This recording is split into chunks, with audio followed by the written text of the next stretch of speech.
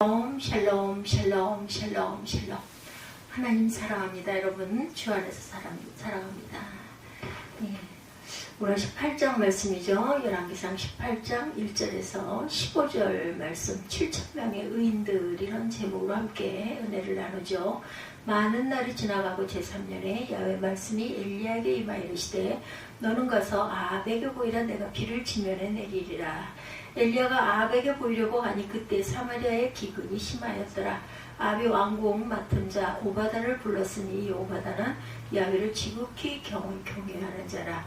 이세벨이 야훼의 선지자들을 멸할 때 오바다가 선지자 100명을 가지고 50명씩 굴에 숨기고 떡과 물을 먹였더라. 아합이 오바다에게 이르되 이 땅의 모든 물크놈과 모든 내로 가자. 혹시 꼴을 얻으리라. 그리하면 말과 노새를 살리리니 짐승을 다 잃지 않게 되리라 하고 두 사람이 두루 다닐 땅을 나누어 아합은 홀로 이 길로 가고 오바다는 홀로 저 길로 가니라. 오바다가 길에 있을 때 엘리야가 그를 만난지라. 그가 알아보고 엎드려 말하되 내 주 엘리야여 당신이 시나이까. 그가 그에게 대답하되 그러하다. 가서 내 주인에게 말하기를 엘리야가 여기 있다라. 이르되 내가 무슨 죄를 범하였기에 당신의 종을 아합의 손에 넘겨 죽이려 하시나이까. 당신 하나님 야훼께 살아계심을 두고 맹세하노니 내 주께서 사람을 보내어 당신을 찾지 아니한 족속이나 나라가 없었는데 그들이 말하기를 엘리야가 없다 하면 그 나라와 그 족속으로 당신을 보지 못할 때는 맹세를 하게 하였거늘 이제 당신의 말씀이 가서 내 주인에게 말하기를 엘리야가 여기 있다라 하시니 내가 당신을 떠나간 후에 야훼의 영이 내게 알지 못하는 곳으로 당신을 이끌어 가시리니 내가 가서 아합에게 말하였다가 그가 당신을 찾지 못하면 내가 죽임을 당하리이다. 당신의 종은 어려서부터 야훼를 경외하는 자라. 이세벨이 야훼 선지자들을 죽일 때 내가 야훼 선지자 중에 100명을 50명씩 굴에 숨기고 떡과 물로 먹인 일이 내 주에게 들리지 아니하였나이까. 이제 당신의 말씀이 가서 내 주에게 말하기를 엘리야가 여기 있다라 하시니 그리하면 그가 나를 죽이리이다. 엘리야가 이르되 내가 섬기는 만군의 야훼께 살아계심을 두고 맹세하노니 내가 오늘 아합에게 보이리라. 이렇게 말하고 있어요. 오바디아가 출연을 합니다. 엘리야는 야훼 말씀을 따라 행동해요. 가뭄이 계속된 지 3년째 하나님은 다시 비를 내리게 하시겠다고 하며 이를 아합에게 전하라 이렇게 얘기하고 있죠. 엘리야는 아합을 만나러 가요. 직접 아합을 만나면 될 터인데 이 사이에 중재하는 인물을 두게 되죠. 중재자를 둡니다.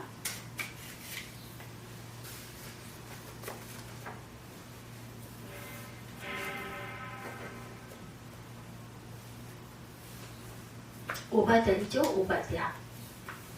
오바다는 야훼 종이라는 뜻을 갖고 있어요. 이름의 뜻이. 이름 그대로 여호와 신앙의 신실한 사람. 왜 여기에 오바다가 등장해야 했을까? 얼핏 보면 엘리야 시대에 아합과 맞서 싸웠던 사람은 엘리야 한 사람만인 것처럼 보여지죠. 갈멜산 싸움에서도 바알과 아세라 선지자들이 850명이고 엘리야는 혼자였어요. 정말 혼자였나? 아닙니다. 오바다가 있었죠. 오바다가 숨겼던 야훼 선지자를 100명이나 가지고 있었어요. 하나님은 나중에 엘리야에게 내가 이스라엘 가운데 7,000명을 남기리니 이렇게 말씀하죠. 다 바알에게 무릎을 꿇지 않고 바알에게 입맞추지 아니한 자라. 열왕기상 19장 18절입니다. 7,000명의 의인은 있었어요. 엘리야는 혼자가 아니었죠. 자기 혼자 일을 감당한다고 생각하면 무게감 때문에 쓰러지고 말았을 거예요. 엘리야가 갈멜살 전투에서 승리하고도 노뎀나무 아래에서 죽겠다고 했던 이유가 바로 여기에 있었죠. 오직 나만 남았거늘. 19장 10절입니다. 책임감, 자신의 책임감 때문이고 나는 이제 혼자야 이런 생각이죠. 하나님의 역사는 세상의 모든 개혁이나 해방이나 진보는 혼자의 힘으로는 이루어지지가 않는다. 하나님은 우리에게 사람을 붙여주셔요. 그것을 믿어야 합니다. 우리 인생의 문제도 그렇죠. 자기 혼자 잔다고 생각하면 진다고 생각하면 안 돼요. 인생도 나 혼자야, 내가 지는 거야가 아니라 하나님께서 나와 함께 하신다. 함께 지는 사람이 있어요. 예수께서 함께 하시겠다고 말씀하시죠. 때로는 배우자가, 때로는 자녀가, 때로는 믿음의 형제 자매들이, 때로는 전혀 알 수 없었던 곳에서 우리와 함께 기도하는 동역자들이 이런 공동체성을 믿을 때 우리는 우리에게 주어진 과제를 포기하지 않고 성공적으로 감당해낼 수가 있다. 교회도 또 하나의 가족이듯이 민족도 큰 가족이다. 민족 공동체성에 일하는 것은 내가 힘들고 어려울 때 나의 짐을 지어줄 수 있는 가족 같은 공동체를 만들죠. 민족 공동체성이 있는 민족은 행복합니다. 이런 민족이라면 민족을 위해 자기를 희생하는 것을 아까워하지 않을 것이다. 사회를 바라보는 눈도 그렇죠. 세상은 악으로 가득 차고 모두 이기적이지 않다. 세상에는 숨어있는 의인들이 많아요. 이들이 이 세상을 살만하게 만들어요. 오바댜는 우리가 눈여겨볼 필요가 있습니다. 바알 우상의 압제하에서 신앙인이 어떻게 살아야 하는지를 보여주고 있기 때문이다. 우리 시대 또한 마귀가 물질주의 우상과 공포로 억누르고 있습니다. 신앙인들은 예수님을 주님으로 모시지만 이 세상에 국가나 기업을 주로 모시고 살아가는 사람들이 많죠. 오바댜의 모습에서 세 가지를 여러분들 기억하시기 바랍니다. 첫째, 세속에 물들지 말아야 되겠다. 이교도 사회에 하나님을 믿지 않는 세계에서는 자신을 정결하게 지키려는 노력이 필요하죠. 오바댜는 야훼를 지극히 경외하는 자라는 칭찬을 받아요. 3절에 보면은 지극히 경외하는 자라는 이러한 그 칭찬을 받습니다. 1절에서 15절에 나타나죠.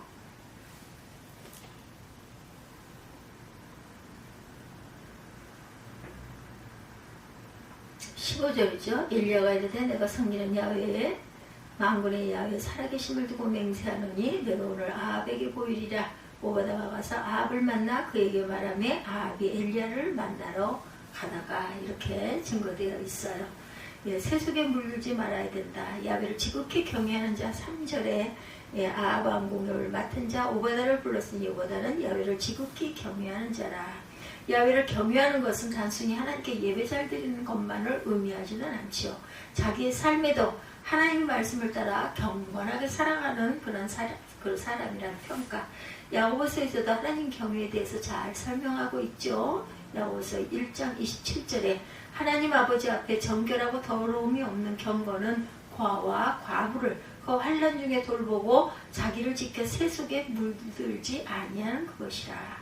요셉은 애굽이라는 이방 사회에서 보디발의 아내의 유혹을 이기고 정결한 삶을 살아요. 그 아내가 유혹하였을 때 요셉은 내가 어찌 이 큰 악을 행하여 하나님께 죄를 지으리까? 창세기 39장 9절입니다. 이러한 마음을 가져야 한다라는 거죠. 잠언서에 야훼를 경외하는 것이 근본이라고 하면서 주시는 말씀 중에 중요한 교훈이 또한 정결함이었어요. 이 때문에 젊은이들이 넘어지고 한 가정이 또한 무너집니다.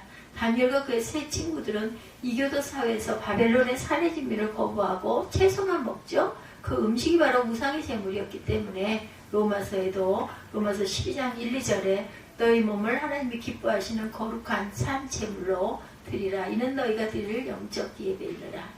너희는 이 세대를 본받지 말고 오직 마음을 새롭게 함으로 변화를 받아 하나님의 선하시고 기뻐하시고 온전하신 뜻이 무엇인지 분별하도록 하라.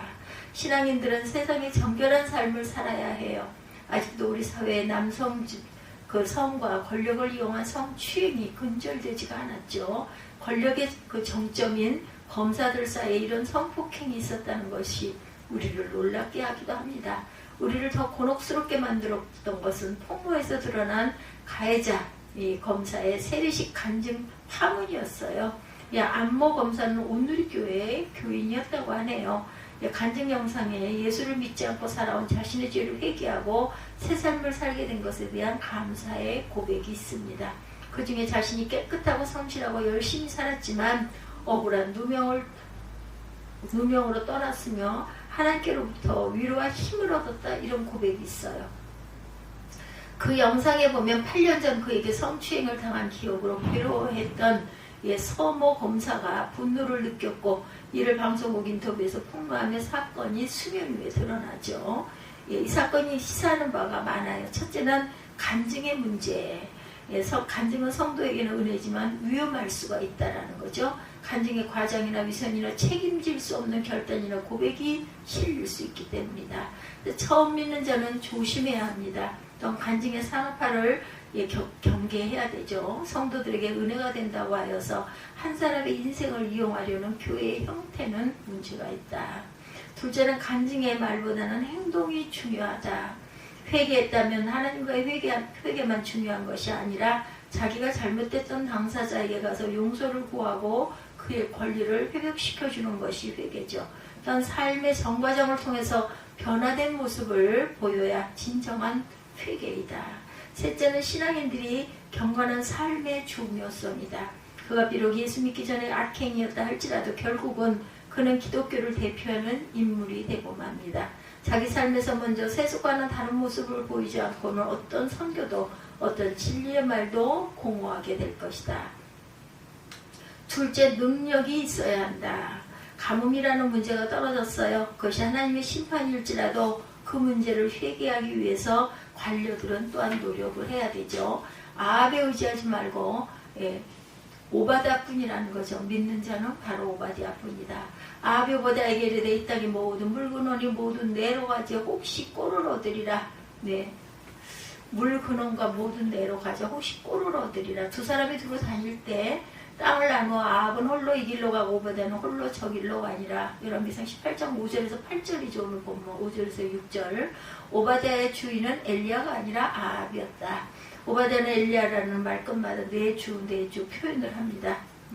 오바댜는 비록 불의한 군주일지라도 그에게 충성을 다하고 있었어요. 그것이 곧 불의한 일에도 충성을 하는 뜻이 아니죠. 명백히 불의한 일이라면 거부를 해야 합니다. 공무원들의 강령 중에 보면 상사의 불의한 명령을 거부할 수 있는 권리라는 그 논의가 세상에서 언급되고 있죠. 내가 신앙인인데 공안부의 경찰로 불법적인 고문을 행할 수 있겠는가? 내가 신앙인인데 국정원 직원으로 불법적인 댓글 활동에 참여할 수 있는가? 그것은 해서는 안 된다. 신앙 양심으로도 그렇고 공무원 본분으로도 타당하지가 않다. 우리는 자신의 행동에 대해서 옳고 그름을 판단해야 하고 판단할 수가 있다는 거죠. 그렇지만 이런 불법적인 일이 많은 것은 아니죠. 대부분은 백성을 위한 일이고 회사의 성공을 위한 일이다. 아합은 물건원을 찾으려는 목적에 대해서 말과 노새를 살리리니 짐승을 잃지 않게 되리라. 자기 군마에 대한 걱정이에요. 그러나 말도 살면 사람도 살 수가 있다는 것이죠. 오바댜는 관료로서 자신의 탁월한 능력을 발휘합니다.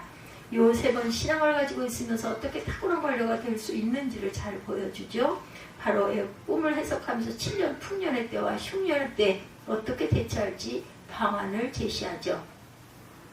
바로께서는 또 이같이 행하사 나라 안에 감독관들을 두어 그 7회 풍년에 애국 땅에 5분의 1을 거두되 그들로 장차 올 풍년의 모든 곡물을 거두고 그 곡물을 바로의 손에 돌려 양식을 위하여 각 성읍에 쌓아두게 하소서.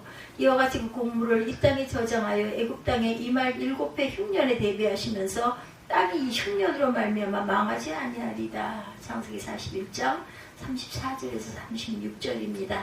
다니엘 또한 탁월한 관료로 바벨론의 느부갓네살과 페르시아의 다리오와 고레스 왕까지 총리의 역할을 감당하죠. 실력을 길러야 되겠다.